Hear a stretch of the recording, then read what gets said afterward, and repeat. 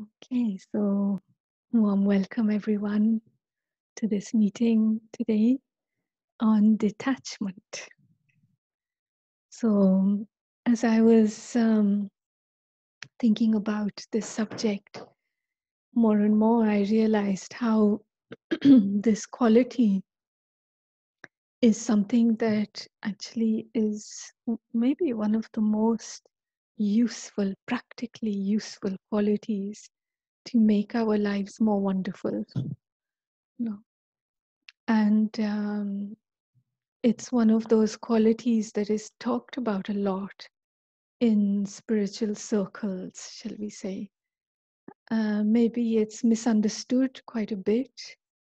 And, um, and so I thought we would explore just a few aspects of the subject of detachment to see how we can apply that in our lives, on a practical level, so that we can really get the best use of it in the most healthy way and balanced way.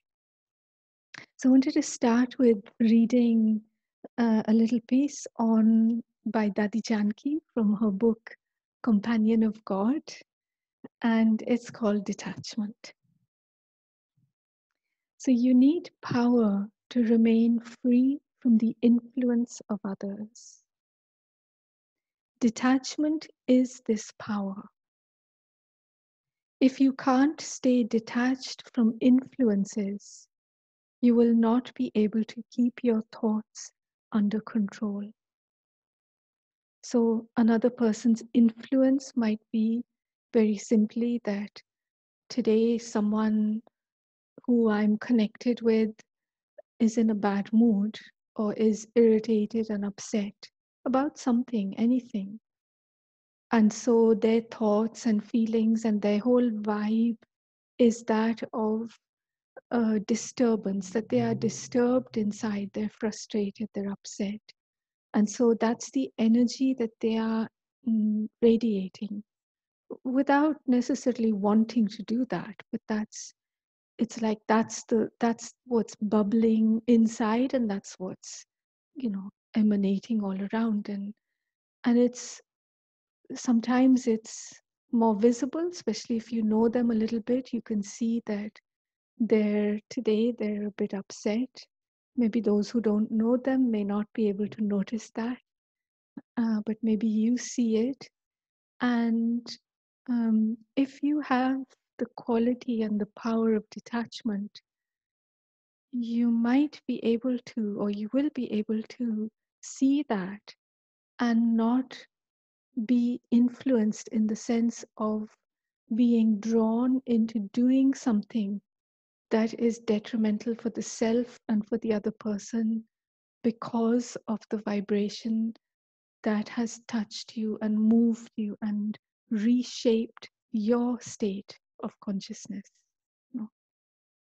So detachment is when you, even though you notice that, but you're able to do something else. You're able to do your own thing autonomously, which could be just be present, listen, know that it's nothing personal, or put forward, point something out. Whatever is your choice of action that is independent of an emotional influence from what's going on for the other person.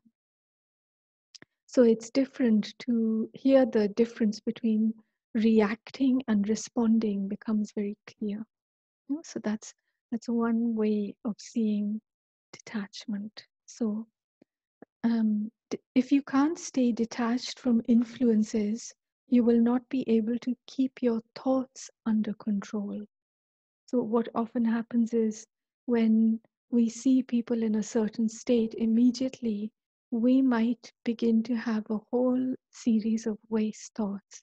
Why do they behave like this? And they always get into that state and they shouldn't. And why do they take notice of what this? And so we then begin to have a whole whirlwind of thoughts.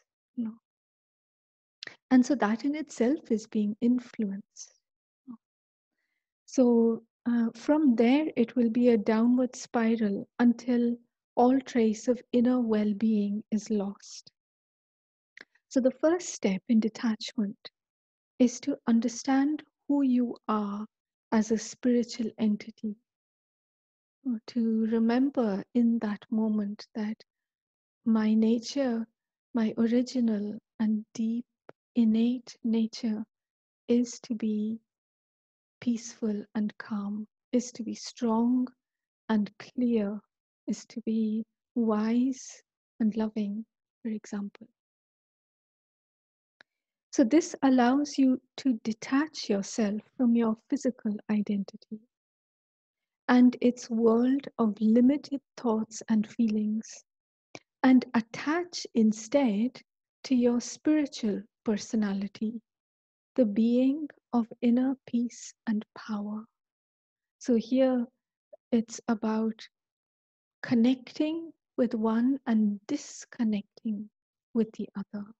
So, disconnecting in the sense of um, in that moment, I do not want to connect with the energy of disturbance, but I connect with the energy of you, the spiritual being. But first, I need to connect with the energy of I, the spiritual, peaceful being. And only then will I remember and I be sure that actually that's what you are too. Otherwise, I will be stuck on just how disturbed you are and think that you shouldn't be disturbed, and so on. And so a normal day will be filled with challenges on this detachment. So will be challenges to this detachment. And on the other side will be your spiritual awareness. So on one side will be your spiritual awareness, but on the other will be the attraction towards human beings and the material world. So here when Dadi is using the word attraction, it doesn't just mean like a temptation attraction. So something that's beautiful and draws me and I and I go towards that. But it's also the attraction in the sense of um, an attraction to something that I'm not able to stay away from, even against my choice. So, for example, I may not wish to reply angrily to another person who is angry, but against my conscious choice, I reply angrily and I shout back, for example. And so that is also being drawn and attracted in the sense that pulled or dragged, you might say, into into acting or responding or reacting rather in a way that I don't want to. So this kind of attraction to human beings and the material world. So to take my energy from a human source or from material things will only bring dependence basically and attachment, which is which is the opposite in this case of detachment. So detachment is not a question of becoming separate from the latter, so from human beings and the material world, but of simply remaining conscious of yourself as a spiritual being, whilst being in the world and playing your part. Detachment simply means to keep yourself centered in your spirituality.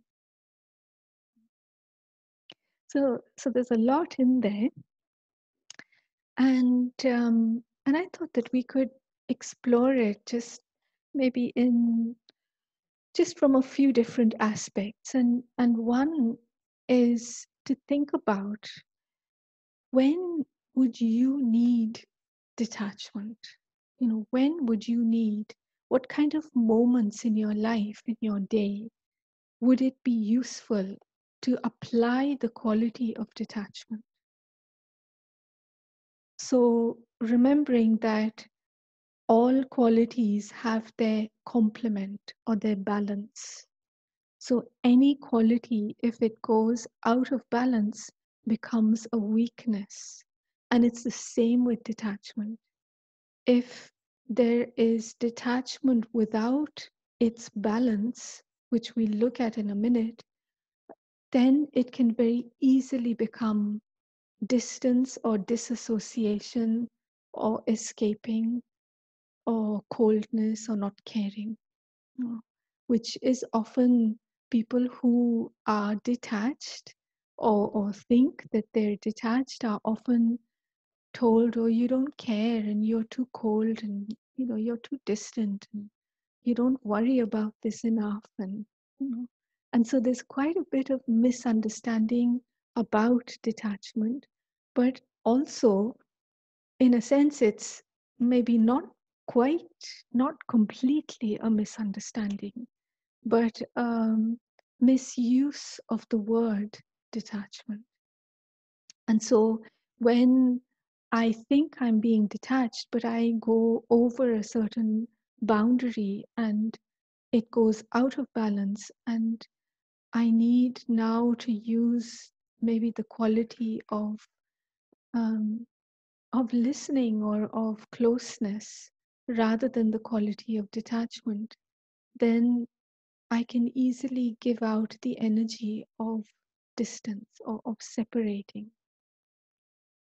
So I don't know if you have any thoughts about this, and feel free to write if you like, or share using unmuting yourself. Like what kind of moments do you think detachment for you personally in your life would be useful and have been and are useful? Oh, just so that we can get an idea of, on a practical level, what does it mean to be detached in a healthy way, in a balanced way? No. So anything anyone would like to share? No. Yeah, I can share a bit. Let's see how far we get, because it is quite recent, Mm.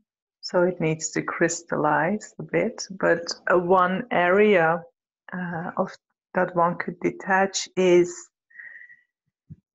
within relationships where things are getting too much entangling, and where there is some kind of, unhappiness and discontentment coming, and blaming coming, or sadness coming, um, um, and not having the feeling of joy anymore to collaborate with someone.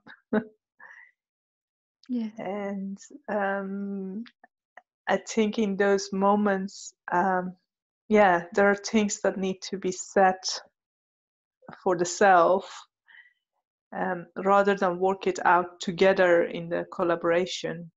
So first going back and seeing that as a detachment will be helpful for the connection on long term. At the same time, what you were sharing is important, that it doesn't become like walking away from someone or neglecting someone, but really taking conscious time away from them to just look in the inner laboratory, what is going on. Because I think, in a way, these feelings of sadness or discontentment are not natural for us. That's not our essence.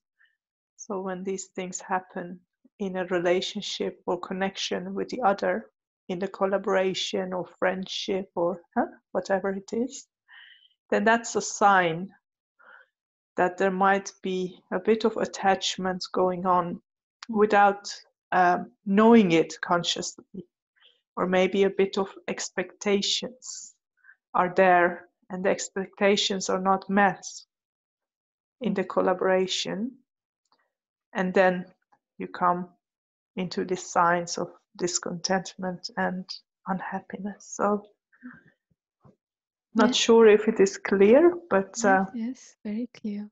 Thank you. welcome. Thank you. Yes, it's a lot of in a sense, it's very useful to look at the opposite of detachment, or the condition we might be in when we're not detached. And so I think you described that very well, Alvin. And so, anything else anyone has in your life, in your experience of where have you used detachment? Where have you needed it?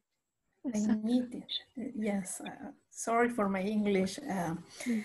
First, I needed attachment when I reached a goal. For example, when you are so happy and you need that you are approved. You need as well when you are sad.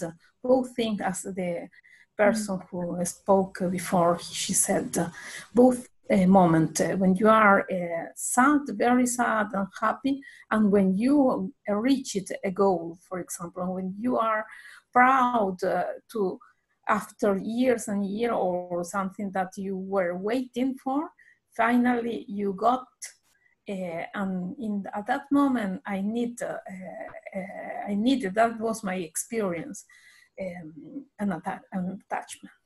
This mm. is okay. Yes, thank you. That's a very good point. Is that one of the very useful characteristics of the practice of equanimity, which is really has as its core detachment, is to be able to be equal, in the sense to have that equal, to have that same condition, same response, whether it's victory or defeat, whether you're successful or not. It's a very high aim, in fact. Thank you. Fabio, did you want to say something? Mm, okay, then I will mute. Okay, in case you want to say something, please unmute. So yes, it's I think reflecting on it, it's actually one of those qualities that's useful in anything.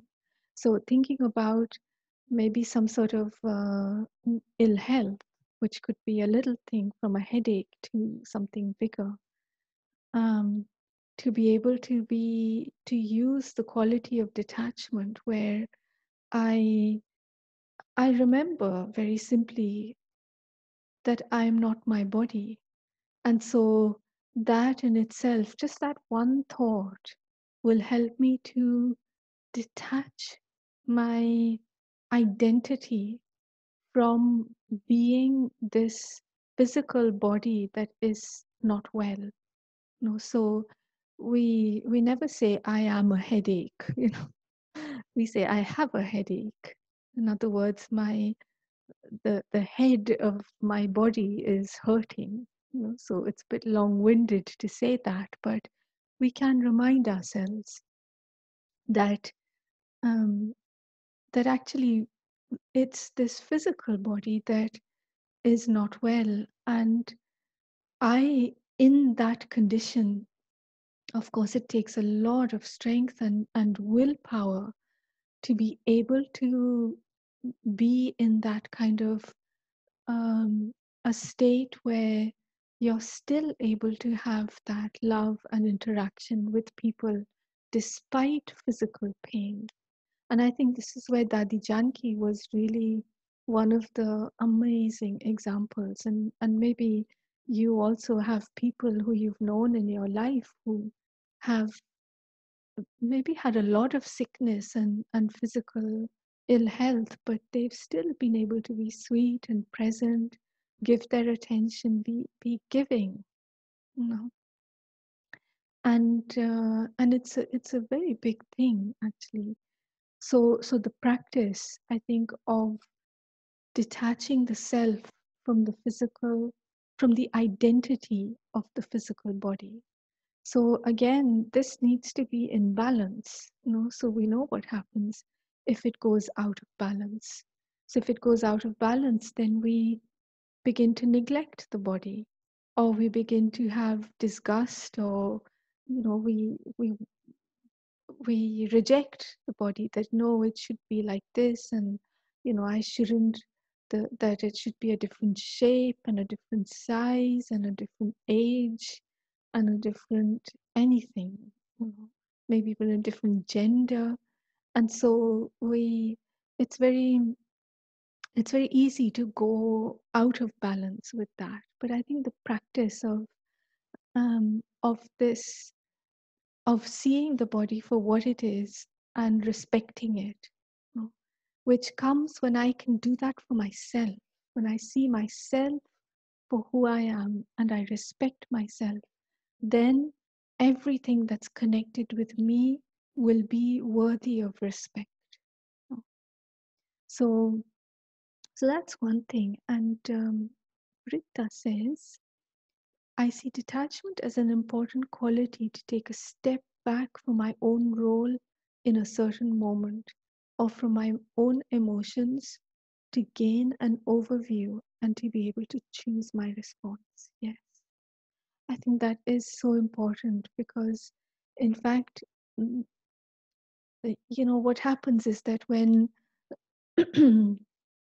when something, when we're quite involved with things, and it's a good thing to be involved, we need to put our heart into things. But of course, we need the balance of taking that step back, a little bit like Britta has described, just to keep everything in perspective. What's my role? To step back from my role in that moment, my emotions, and just to do a reset and see everything from the perspective maybe of my original intention. What's my positioning in this moment? And therefore, what's my response?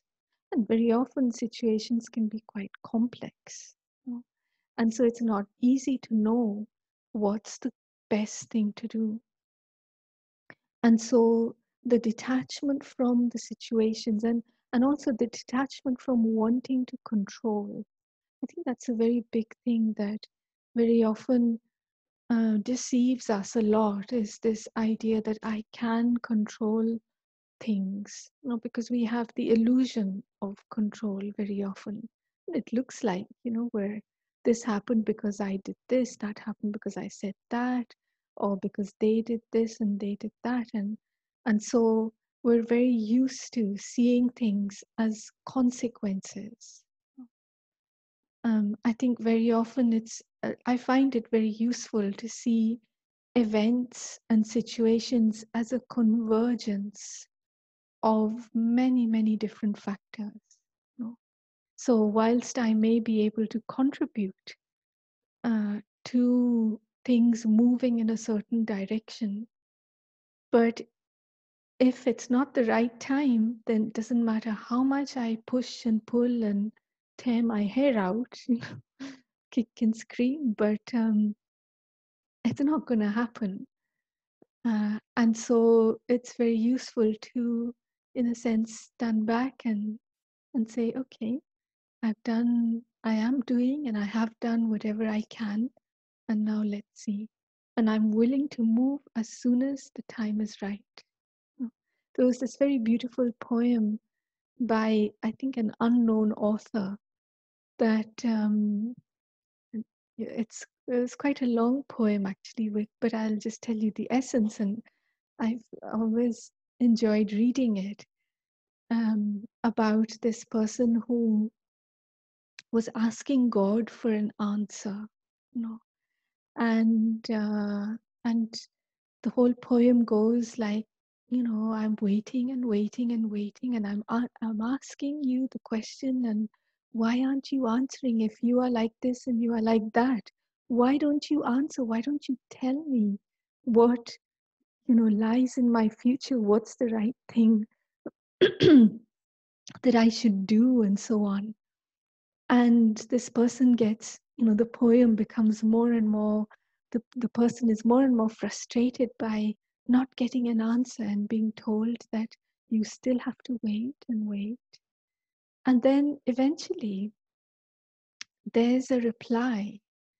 And the reply is so beautiful because the reply is, if I told you what lies in your future, you might be successful, you might get what you wanted, you might do everything that you wanted to do, but you wouldn't know me, you know. And so it's as if the whole thing of situations, the whole secret of uncertainty even, is the ability to be detached. And in that detachment, there is the love. There is the love from the Supreme. There is that sense of closeness, the trust that whatever is happening will be the best. Um, and anyway, so that was the poem that I found very beautiful and just connected with this thing of letting go of the control of wanting to know, wanting to um, feel secure about things based on whether things are going this way or going that way. But actually, we don't actually need that for our sense of security. No, this is something very interesting to practice and experiment with. That can I feel secure and safe inside independently of what's happening around me, and what's the basis for that? And then the other thing is with objects. You know, detachment from objects is very, very useful, and possessions, because I mean it's one of the most important and basic spiritual understanding is that I own nothing. And so we have this illusion of owning things, but to own means that it's always yours, you know, and it will go with you wherever you go, or it will be there for you when you come back. But the reality is that it's with you, whatever it is, including the body, relationships, places, houses, things, objects, whatever it might be, that you have them in your trust for a little while, which might be many, many years, many decades, but eventually they will not be with you. And this is the reality, which I think it's useful to remember that you know, I mean, things like telephones, we use them so much, and so it's something, it might be something that it's very easy to get attached to, because especially if something's useful to you, then you don't want to lose it. You know? And so learning, you know, what would it take for me to be detached from the very things that I'm really, really attached to? You know? And so it doesn't mean that we throw away our phones or throw away, you know, give away everything. But it's about our attitude and our positioning. And also, you know, I mean, so many things with the changes that we experience, we have been experiencing with this situation. Maybe there's many things that we wanted to do and couldn't do in these months, you know. And so, in a sense, it's an enforced detachment. So eventually we may accept it and adjust to it and so on. But there might have been a whole amount of sorrow connected with that. And so, a little bit like what Aldous said in the beginning, if I understood right, is that whenever there's attachment, then it usually leads to sorrow of some sort or another. In the moment when that attachment is not available anymore, is not around me, or is not there for me. And so, or even if it is there, but what I want from that person or place or situation is not there.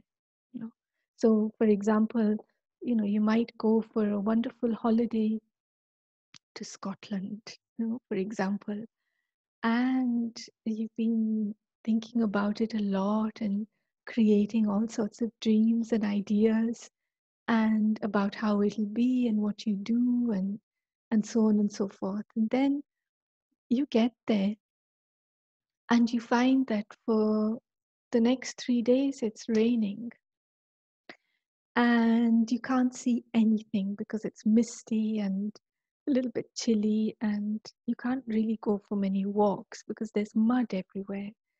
And so what happens, the dreams that, the stronger I become attached to those dreams, the more I take sorrow from that.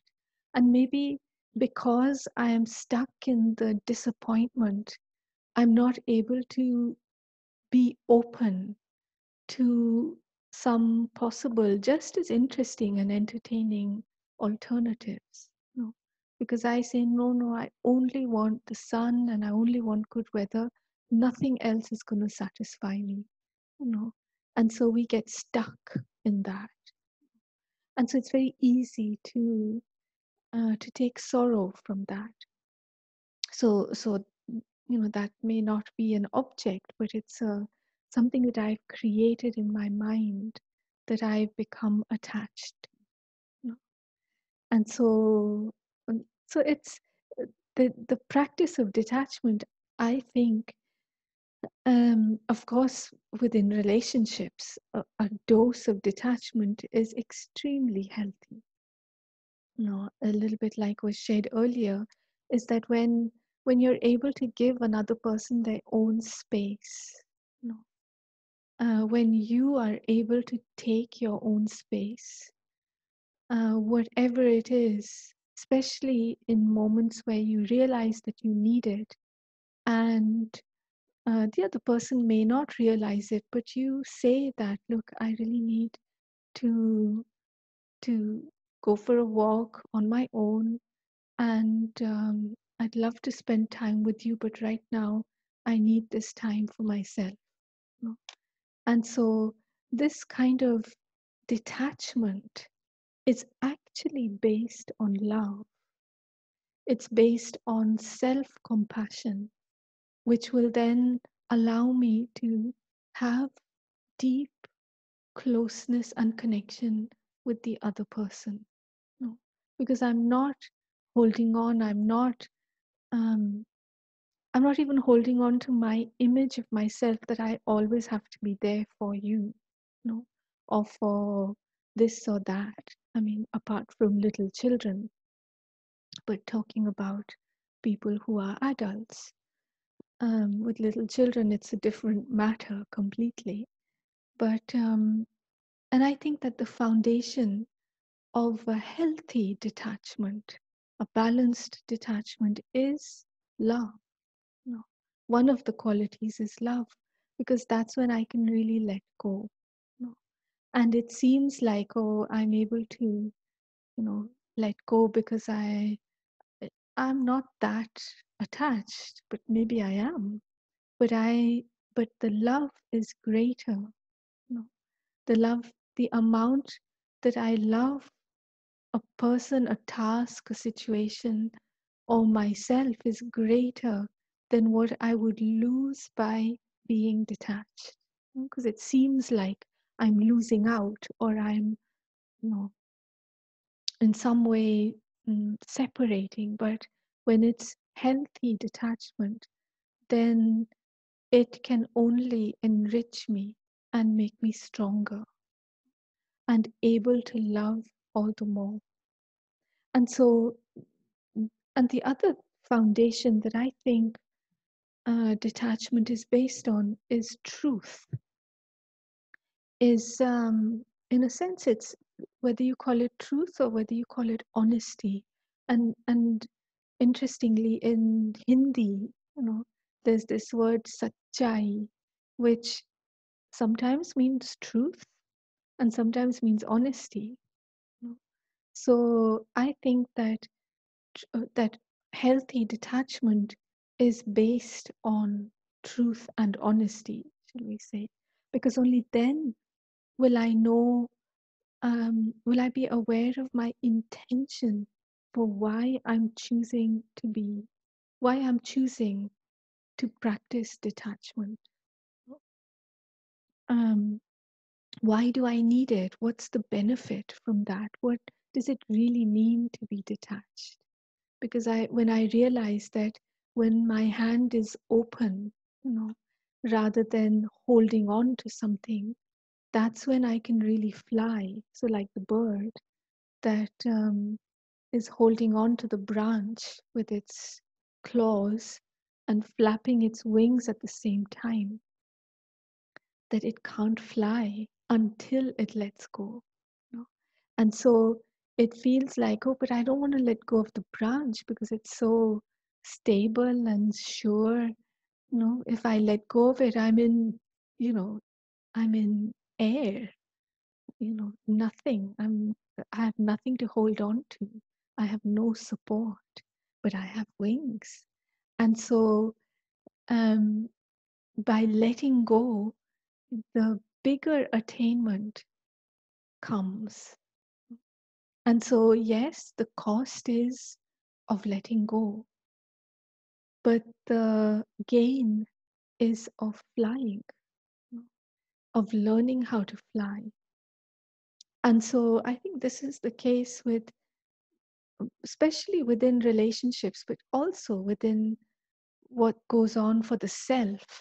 Sometimes we might have a certain idea, and you like that idea a lot and you think it's the best idea. And it may well be the best idea and the best thing to do for everyone.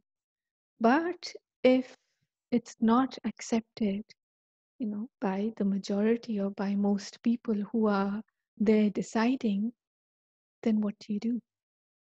You know, um, there's various options in that case, but one of the options is to let go. If that is what your conscience tells you that you need to do, to let go. And then the first person who's free is you, because maybe there's a lot of push pull and conflict and complex situations, and you decide, okay, I trust that the best choice will be made. And if my idea is the best and it's not the right time, then sooner or later people will realize and it will come forth. And if it doesn't, then that's okay too. And so to be able to let go, truly let go, because you see that what you gain is that peace in your mind, that relaxation of the muscle of your inner consciousness. And so it's not always the right thing to let go. Sometimes the best thing is, the most beneficial thing is to stand up for yourself and to put things across in the way that you see them. But at one point, it's likely that you will need to let go. And so that's where, if there is the power of detachment and the practice of detachment, then it's much easier and it's not as painful, shall we say. Because, of course, within detachment, there is, and especially in this kind of situation, there is humility, which is a great power. And in fact, that's the third thing I think is that the foundation of detachment is power, strength, because only then will I actually be able to do it. Because sometimes we say, no, no, I'm detached. I don't mind. I don't care. Do whatever you like, whatever it is. Um, and and that's you know, sometimes it's quite easy to notice that it's rather a false kind of detachment, because you do care and you do want things to be a certain way. And so it's no good just doing it superficially, because it doesn't work. And so we need the power to be able to truly let go and fly. And so what do I need to do that? At the same time as working on thoughts about detachment, on humility, and on recognizing that I am separate from the body, I'm a different energy, we also need to work on the qualities of love, of truth, and of power. you know. And so, on a practical level, this could mean that I remember my intention of love, especially in difficult moments. you know. That why I chose to do this was because I love this. I love doing this, and I love my, the motivation. Um, I want the best to happen, and so I want to put in the best, and so therefore, in this moment, the best thing is to let go, to come inside, to be free, to be peaceful, to stop fighting. You know. Other times we need to face, we need to stand up, we need to be strong and stick to our ideas. But when I need detachment, I need to be able to be detached, truly.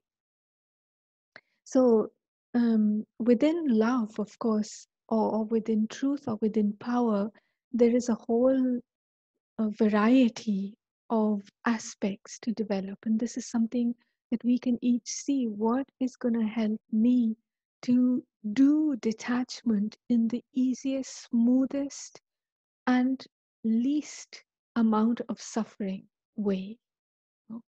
So, when love is coupled with detachment, then I see the motivation of love. When truth is coupled with detachment, then I see why I'm doing this. I see the real meaning behind this. When power is within detachment, then I can do it in the most authentic and easy way that's needed. And maybe not even realize that I was being detached, that I was using detachment, that I was able to put the boundaries.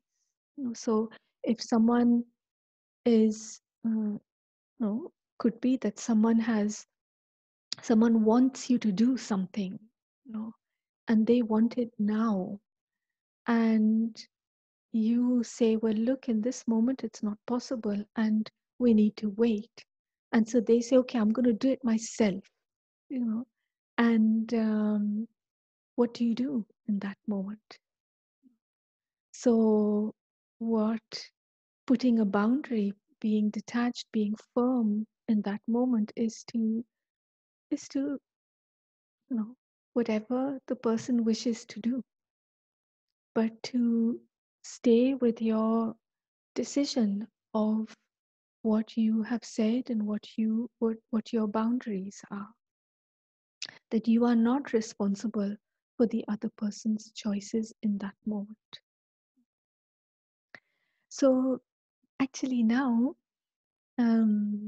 maybe we can have a meditation now, and then I think there'll be a little time left afterwards in case someone wants to share something. And sorry, there wasn't time to ask you to give your comments, but please do write anything if you would like to share. But anyway, let's have a meditation so that we get the good amount of time to experience that together. Okay, so just find a comfortable position. If you need to adjust how you're sitting, do that, just to make sure that the mind isn't pulled by any kind of physical discomfort. Take a deep breath.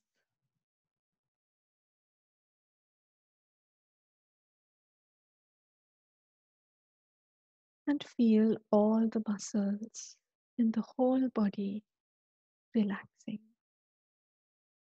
becoming soft and easy. So from the feet, moving all the way up through the body to the top of the head.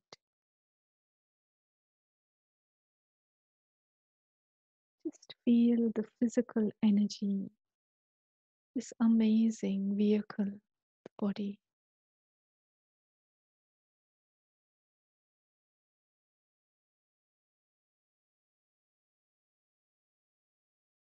And then little by little, as if I am drawing in many, many different strings and threads, winding up the thread, I bring my awareness inside,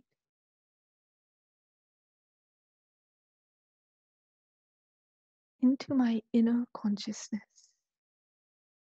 aware of myself, maybe visualizing myself as a being of light, that subtle, bright, living consciousness. I, the soul.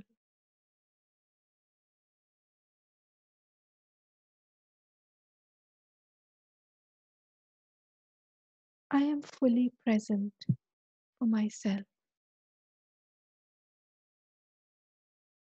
I see myself and accept myself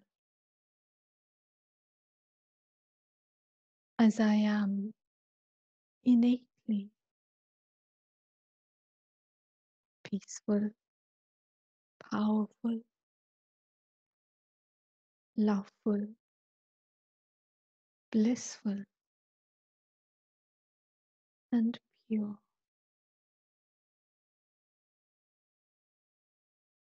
These are my characteristics.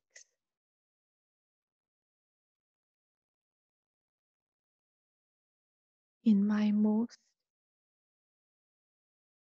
original state of being. This is my essence. This is who I am, a living being of consciousness, consisting of this pure, peaceful energy.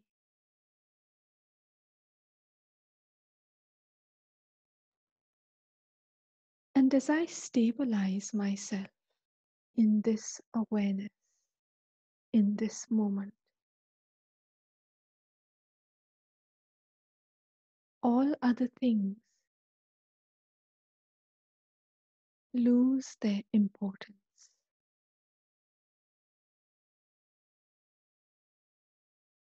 In this moment, my priority is the connection and the recognition of the self as I am, who I am, for what I am.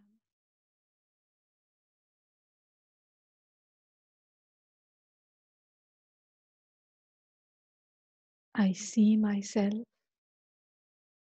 as I am without the roles and relationships, without my history and geography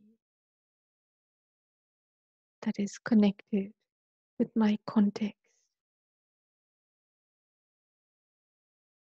I see myself as a being of light,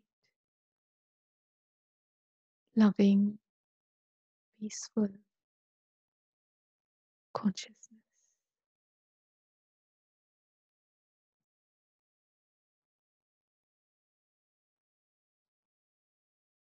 And with these eyes, with this attitude and awareness, I can then approach the things that are important to me in my life.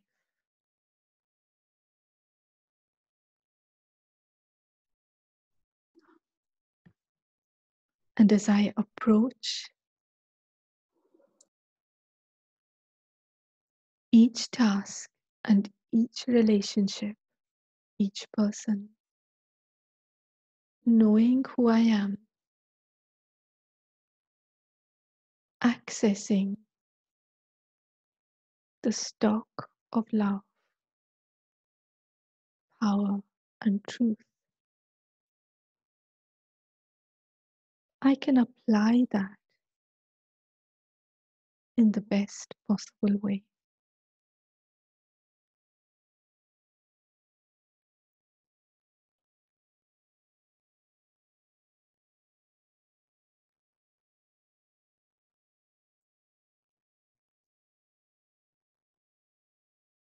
Whenever I need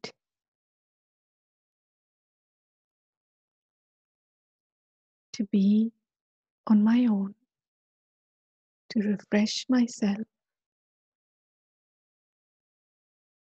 I can just take a step inside,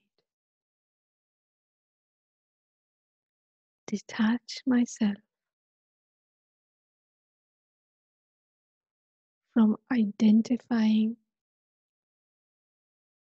with what I'm doing or the people I'm with or the energy that's surrounding me. And I come into my inner atmosphere, the sphere around the soul.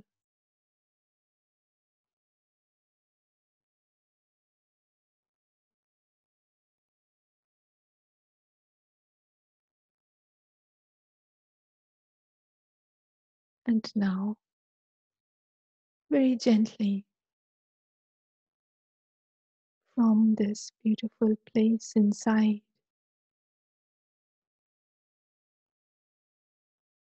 I prepare myself to interact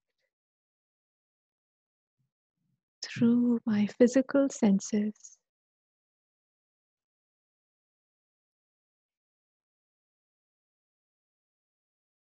I stay close, however, to who I am beyond everything in that sweet, quiet essence.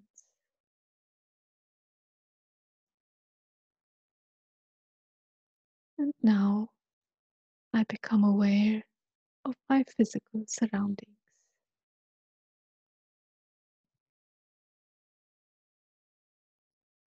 Thank you.